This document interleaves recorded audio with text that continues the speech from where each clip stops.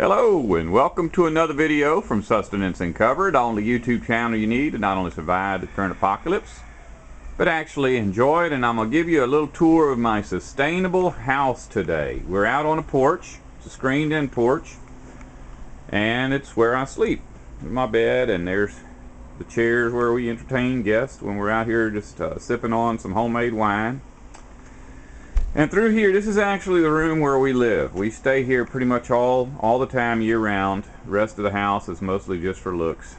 But there's our chairs with our computers, and there is a TV set and our liquor, which we have a vast liquor collection. Liquor doesn't go bad, so it's not that we drink that much. It's just that since it never goes bad, why not just buy tons of it?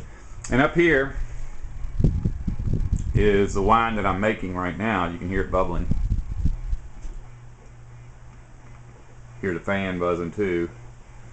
But this room here, behind here, is where we store our toilet paper. There's a door there with a little ladder, and you go up there, and I think we have 16 cases. One case lasts us 2 months, so we actually have 32 months. That's like 2.5 years of toilet paper. And here's the bedroom with an air conditioner.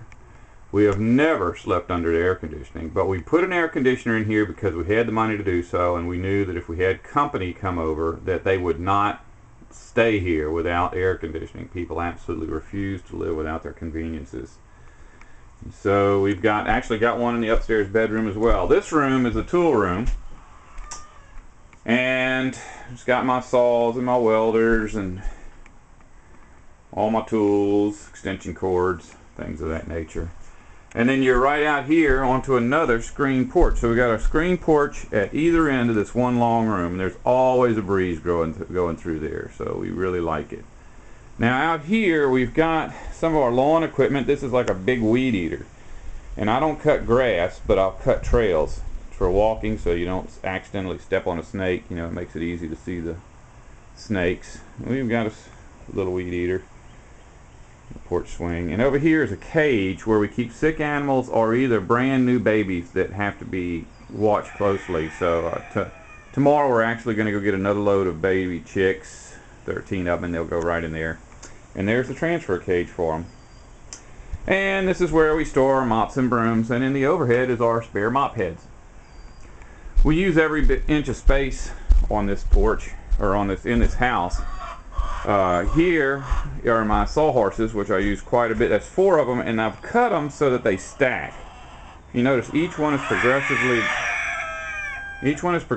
longer, so that they'll stack on top of each other. Underneath it is an oyster bench, and over here is my barbecue grill and cooker, along with 10 bottles of propane and a bag of charcoal starter.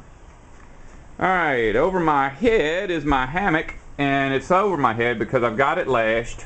I keep it, that's just a piece of rope with a monkey's fist on one end, and then I've got it loop spliced in the other end, so that way I just wrap it around there and hold it up, because when it's windy that hammock will start spinning and it'll actually break that light bulb, so we just keep it lashed up when it's windy. Alright, now this is a total wraparound porch. This is the front porch. We keep all of our traps up here, keep a tub of lighter knots to start fires with. We keep our herbs hanging out here, and in fact most of our cookware, cast iron cookware, hangs out here because it's just convenient to hang it there. This little screen door goes right to the kitchen. Now these are log carriers for whenever we split wood, bring wood up here. And there's our axes and a BB gun for the dogs.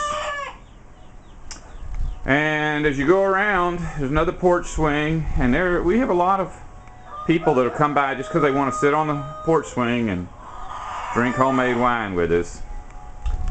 Alright, now we're going back in to my bedroom and entertainment area, which is the other screen porch that looks out over the creek. And that's it, it's a wraparound porch. Now we're going to go into the house and do a little walk around in there. You notice this is the main part of the house, the part that we originally built. And the walls are concrete. And I think they're 13 feet tall. I think that's what that is. Maybe a little taller than that. But it's not, it's unfinished. It's just cement. Cement blocks on the outside and on the inside. And if you notice, there are no windows. Solid concrete all the way around. I've actually poured, well, every fourth cell of these blocks with concrete and steel rebar. There's my food storage pantry. We've had a few additions because up on top now we no longer have our cast iron cookware, just our stainless steel pots. That's what we usually cook in. Now here's the bathroom, and to make the bathroom bigger we actually went ahead and put the washer and dryer in here. We never use a dryer for anything except hanging our clothespin bags on the side of it. And there's our clothes basket that we go out to the line with. But we put a dryer in here because we figured, you know, same thing if we had company. Or even on rainy days. We use it on rainy days. Now, our closet here, if you notice at the bottom, is all like soap and bleach and Pine Sol and got muriatic acid, laundry detergent, hand soap, things like that. And paper towels, we don't really use paper towels unless we have company. Normally we use napkins that are just basically shop towels. That way we use them over and over, not just throwing away paper every day. And there's some toilet paper, there's some toilet paper. We actually have an attic with 16 cases of this toilet paper. That's about 3 years supply. And there's our soap dispenser. Toilet, if you notice, it's got a lot of toilet paper on it too. The toilet was found on the side of the road. Found 3 of them. And I brought them home, and they were probably $200 toilets in the day. They're probably 30 years old. Somebody was remodeling the house, put all new toilets in. Alright. Of course, here's our dining room table. And we've got ceiling fans going across there. And here is our kitchen. This refrigerator was purchased really cheap. There's our egg cartons on top. Because it was dropped, and you can't tell in the picture because the dent is on the side that the stove covers. Now the stove we got real cheap because it was dropped, and the garbage can actually covers that. The only problem we have is since it's bent, the drawer at the bottom of the stove doesn't really work very well. But it cooks good and it didn't cost much. Now in here, there's more food storage, but basically the 2 big boxes, plastic buckets are dog food and cat food, and then there's 3 big sacks of dog food and cat food. All the round buckets, and I think there's all together we have maybe 12 of them.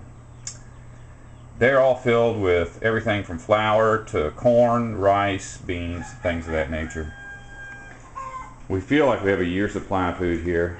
I'm pretty sure that would actually last us 2 years because we do hunt and trap and fish and things like that. Okay, this is our living room that we never ever use.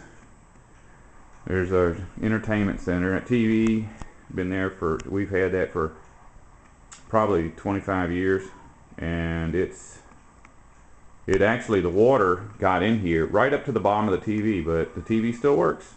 Everything below the TV was underwater though and had to be thrown away. And it's our bookcase. I've pretty much gone through and gotten rid of most everything. These are cookbooks. A lot of this is about trees and plants and sustainable living, wildlife. Over here we've got some things just to read for when there's no more electricity. This is all about underground homes and home energy, you know, alternative energy. These are things like how to raise chickens and how to raise garden, that kind of stuff. But that's what our interests are here. Oh, there's some more of my alcohol storage. And now we'll go upstairs. If you notice, the house is basically just one room here at this part. This was what we originally built years ago. I had to pay a man to lay the blocks. I never could do that. But we formed up every load-bearing wall in 2x6s. So you'll notice that the walls are thicker than normal. And on the outside is 3/4 inch pressure-treated plywood. And we actually put 3/4 inch pressure-treated plywood on the inside as well, and put sheetrock on top of that. So it's extremely strong. And there are windows upstairs. Downstairs had no windows. for security reasons. But upstairs we do have windows. Now this is a second bathroom. And it's got a lot of toilet paper. There's our free toilet we got on the side of the road. And here's another bedroom. And oh, there is the air conditioner. Never used except when we have company. That's it. Alright, here, this is a water bed. You notice we've got pillows all over it. We haven't got the heater on, but water beds require a heater. And the pillows act as insulation for that. And occasionally we'll sleep up here. I haven't slept up here. The only time I come up here is if I'm really sick, because the rest of the time I sleep outdoors. But it stays warm in that bed. In the winter, when I'm sick, I can get in that bed and just be instantly warmed.